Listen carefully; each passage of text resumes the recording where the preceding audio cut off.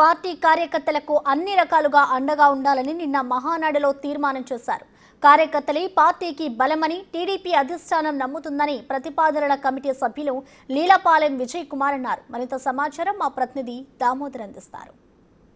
Telugu Desam party పండుగ మహానాడు కడపలో వైభవంగా కొనసాగుతుంది. రెండో రోజు ఎన్టీఆర్ జయంతి సందర్భంగా ముందుగా తీర్మానం ప్రవేశపెట్టారు. ఆ తర్వాత కార్యక్రమాలు కొనసాగుతున్న నేపథ్యం.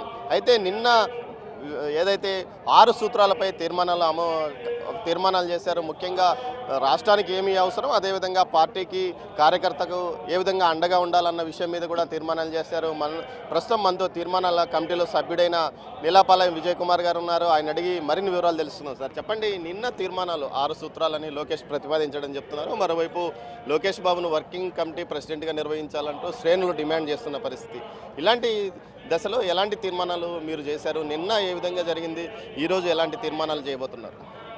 పార్టీ పెట్టి దాదాపు 43 వసంతాలు పూర్తవుతున్న సందర్భంలో ప్రతి మహానాడులో అసెస్మెంట్ చేసుకోవడం అనేది సామాన్యం.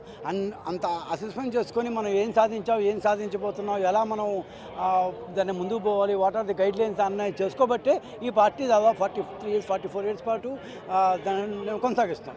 సో ఈ యొక్క నేపథ్యంలో మనం అధికారంలోకి వచ్చి 1 సంవత్సరం పూర్తవుతున్న సందర్భంలో మనం ఏ విధంగా అంటే ట్రెడిషనల్ సంప్రదాయబద్ధంగా ఉండే తీర్మానాల దగ్గర నుంచి మనం ఏ విధంగా ఉండాలి అని ఒక మేధో మతనం ఒక 2-3 నెలలుగా జరుగుతుంది. ఈ జరుగుతున్న నేపథ్యంలో అంటే మనం హోల్ సొసైటీని ఒక 5-6 దీలుగా మేము విభజించుకొని తీర్మానాలన్నింటినీ దాంట్లోకి గ్రూపింగ్ చేస్తాం. ఒకటి వచ్చి ఇప్పుడు ఇవాళ సెకండ్ డే మార్నింగ్ జరుగుతోంది, దాన్ని తెలుగు విఖ్యాతి, దాన్ని ప్రపంచ ఖ్యాతి అని. సో అసలు మన పార్టీ పెట్టిందే ఆత్మగౌరవం బేస్గా. సో ఆత్మగౌరవం ఏంటి, అసలు తెలుగువాడి యొక్క ఇదేంటి, వాళ్ళ గ్రోత్ ఏంటి అనేది ఇవాళ మనకి జరుగుతుంది. నిన్న ఫస్ట్ యువగలం. సో లోకేష్ యొక్క యోగ యాత్ర ఎంత బాగా సక్సెస్ ఉందో మనకంతా తెలిసిందే. సో ఆస్పిరేషన్స్ ఎక్కువైనాయి. సో మనం అధికారంలోకి వచ్చాం కాబట్టి ఉద్యోగాల కోసం ఖచ్చితంగా వాళ్ళందరూ ఎదురు చూస్తున్నారు, వ్యాపారాల కోసం ఎదురు చూస్తున్నారు, వాళ్ళ యొక్క జీవితంలో నెక్స్ట్ లెవెల్కి రావాలనే విషయం అందరికీ ఉంది. సో ఈ దీంట్లో యోగలం ద్వారా ఏ విధంగా యువతకు మనం ముందుకు తీసుకుపోవడం, వాళ్ళ యొక్క ఆస్పిరేషన్ మనం ఏ విధంగా సాధించగలం, సఫైస్ చేయగలం అనే దీంతో యోగలం వచ్చింది. నెక్స్ట్ది కార్యకర్త. 5 సంవత్సరాలుగా ఎన్ని కష్టాలు అనుభవించారో కార్యకర్తలు మనందరం తెలిసిందే. సో అలాంటి కార్యకర్తలకి స్వాంతను ఏ విధంగా చేకూర్చగలం, కార్యకర్తలు అసంతృప్తి ఉంది అని ఒక టాక్ అప్పుడప్పుడు మేము వినేవాళ్ళం ఖచ్చితంగా. ఎందుకంటే ఇన్ని లక్షల మంది కార్యకర్తలకి అందరికీ ఇవ్వలేం. కాకపోతే పార్టీ పరంగా ఎవరు ఎక్కడ పనిచేశారో, ఏ విధంగా చేశారో వాళ్ళందరినీ మనం పూర్తి స్థాయిలో సంతృప్తి పరచలేకపోయినా కనీసం వాళ్ళ యొక్క జీవనానికైనా మనం తోడ్పాటు ఇవ్వాల్సిన అవసరం ఉంది అనే దీంతో నిన్న కార్యకర్త అతనే దీనికి అధినేత. సో ఆ యొక్క దీంట్లో పార్ట్ 2 తీసుకున్నాం. స్త్రీ శక్తి, దాని గురించి మనం చెప్పనక్కర్లేదు. స్త్రీలకి టీడీపీ పార్టీలో ఎంత ప్రాధాన్యత ఇస్తున్నారో ఫస్ట్ ఏం తెలిసింది. సో స్త్రీ శక్తి. 4వది రైతు. సో రైతుకు అండగా మనం ఏ విధంగా ఉండాలి, రైతుకు ఏ విధంగా మనం టెక్నాలజీని దగ్గర చేయాలి, సంప్రదాయకరమైన దీని నుంచి అతని ఆదాయాలను ఏ విధంగా పెంచాలి, ఏ విధంగా అతను ప్రపంచ స్థాయి దీంతో పోటీ పడాలి, ఇవంతా వచ్చింది.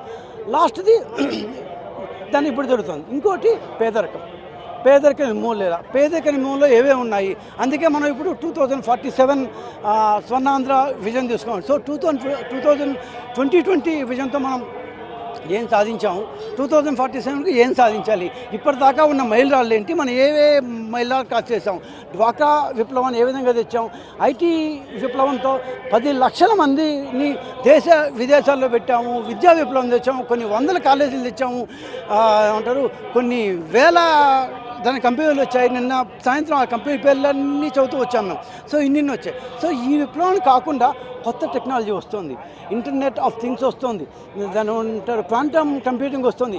ఇవన్నిటి మనం రోజువారీ దీంతో గవర్నెన్స్, ఈ గవర్నెన్స్లో టెక్నాలజీని ఏ విధంగా చేసుకోవడం, ఈ ఉద్యోగాలు కొత్తగా వచ్చే ఉద్యోగాలను ఏ విధంగా మనం వాటిని సముపార్జించాలంటే ఏ రకమైన విద్య ఉండాలి, వీటన్నిటికి సంబంధించి పేదరికాన్ని మనం చూస్తాం. At the same time social engineering. So ఏ కాస్టులు, ఏ బీసీలు అయితే మనకి ఫస్ట్ నుంచి వెన్నెముగా ఉన్నారో వాళ్ళని ఏ విధంగా చూసుకోవడం, అవంతా జరిగింది. సో ఇది కాకుండా ఉండేవి ఇన్ఫ్రాస్ట్రక్చరు, మౌలిక సౌకర్యాలు, రోడ్లు, హౌసింగు, దాని ఎయిర్పోర్ట్లు, సీ పోర్ట్లు, విద్యుత్తు. సో ఇవన్నిటిని గ్రూపింగ్ చేసుకొని, అంటే ఒక్కొక్క తీర్మానం ఏదో ఒక తీర్మానం సేగ్గా పెట్టాలి కాబట్టి అన్నట్టు కాకుండా తీర్మానాలన్నీ ఒక 6 దాని మౌలిక శాసనాలుగా చేసుకొని దీని నుంచి ఈ మౌలిక శాసనాలు ఈ 6 మౌలిక శాసనాలు బేస్గా ఇంక నుంచి పార్టీ ముందుకు పోవాలి అనే ఉద్దేశంతో ఈ మహానాడులో మామూలుగా వచ్చింది. ఇంకోటి చాలామంది డిమాండ్ చేస్తున్నారు, తీర్మానాలు చేశారు జిల్లా కమిటీల్లో, ఏదైతే లోకేష్ బాబును వర్కింగ్ ప్రెసిడెంట్గా చేయాలి, పార్టీ బాధ్యతలు పూర్తిగా అప్పగించాలి, ఏదైతే చంద్రబాబు నాయుడు పూర్తిగా ఇటు పాలనపై దృష్టి పెట్టాడు, ఈ నేపథ్యంలో కార్యకర్తలతో నిరంతరం సంప్రదించాల్సిన వ్యక్తులు దూరమైనట్టు ఫీలింగ్ కొంతమందికి కలుగుతుంది. ఈ నేపథ్యంలో లోకేష్ను పూర్తి స్థాయిలో పార్టీ బాధ్యతలు అప్పగించాలనే డిమాండ్ వినపడుతుంది. దీనికి ఎలా ఉంది సార్? ఇప్పుడు లోకేష్ గారి యోగలో ఎంత పెద్ద ఎత్తున సక్సెస్ అయిందో మనందరం చూసాం. అంత పెద్ద ఎత్తున సక్సెస్ అయిన తర్వాత యోగలోకి ముందు యోగలంకి తర్వాత అనే దీంట్లో గతిశక్తిని పూర్తిగా మార్చేసిన నేపథ్యంలో ఖచ్చితంగా యువకుడు కాబట్టి, ఉత్సాహవంతుడు కాబట్టి, విద్యార్థికుడు కాబట్టి వాళ్ళ యొక్క ఆశయాలతో ఇతను ఎంపతి చూపించగలుగుతున్నారు కాబట్టి ఖచ్చితంగా మా లోకేష్ గారికి ఇంకా ఎక్కువ పాలు పంచుకోవాలనే డిమాండ్ ఖచ్చితంగా వస్తుంది. దాని తెనాలి రామకృష్ణుడికి కాళికాదేవి కనిపించి విద్య కావాలా సంపద కావాలంటే 2 కావాలన్నా అంట, లేదు ఏదో ఒకటి ఇస్తా అంటే అందుకే ఆయన వికటగా వేయన్నారంట. ఆయన అట్లా చంద్రబాబు నాయుడు గారు కావాలన్నా లోకేష్ కావాలంటే నేనైతే 2 తీసుకుంటాం. సో ప్రతి కార్యక్రమం 2 కావాలంట అనమాట. సో ఈ 2 కావాలన్నప్పుడు పార్టీ తన యొక్క విధి విధానాలు బేస్ చేసుకొని తన యొక్క గమనం నెక్స్ట్ రాబోయే ఇప్పుడు 43 ఇయర్స్ అని చెప్పుకుంటాం, నెక్స్ట్ 40 ఇయర్స్ పాటు పార్టీ ఏ విధంగా పోవాలి, సో ఎప్పుడు ఎవరిని ఇంట్రడ్యూస్ చేయాలి అనేది ఖచ్చితంగా పార్టీలో డిస్కషన్ జరుగుతుంటుంది. ఆశయాలు ఉండే ఉంటాయి, వాటన్నిటినీ తీర్చాల్సిన బాధ్యత కూడా నాయకత్వం మీద ఉంది. So when to take a decision, time and tide అంటారు కదా, ఏ టైంలో ఏ డెసిషన్ తీసుకోవాలని ఖచ్చితంగా ఆలోచన జరుగుతుంది. ఆ టైంలో ఆటోమేటిక్ వస్తుంది. దేనికి మనం తొందరపోవాల్సిన అవసరం లేదు. ఇవాళ ఆశపడ్డామంటే ఇవాళ కప్తారు, రేపు కప్తారు జరుగుతుంది. సో దాంట్లో మనం ఏమంటారు దూకి నాకు కావాలి అని చేసి అంత అవసరం లేదు. ఖచ్చితంగా జరగాల్సిన టైంలో గ్యారంటీగా జరుగుతుంది. ఈ పార్టీకి వాళ్ళిద్దరూ ఇప్పుడు ఒక 2 మూల స్తంభాలు లాంటి వాళ్ళు. ఒకప్పుడు చంద్రబాబు నాయుడు గారే మధ్యలో ఉండేవారు కాదు, ఇప్పుడు నేను కూడా వచ్చాను, ఇంకొక దాన్ని 2 భుజాలు మారి ఈ పార్టీ ఇద్దరు మోస్తున్నారు. ఆ విషయం వాస్తవం. వాళ్ళిద్దరు ఎంత కష్టపడితేనే ఈ పార్టీ అధికారంలోకి వచ్చిన మాట కూడా వాస్తవం. సో కార్యకర్తలో కొన్ని ఆస్పిరేషన్స్ ఉంటాయి. సో దాని టైం బట్టి అది ఆటోమేటిక్గా వస్తుంది. Okay, thank you. 6 తీర్మానాలు సమగ్రంగా రాష్ట్ర అభివృద్ధి పట్ల, అదేవిధంగా కార్యకర్తకు పార్టీకి అనుబంధాన్ని పెంచే విధంగా తయారు చేశాము.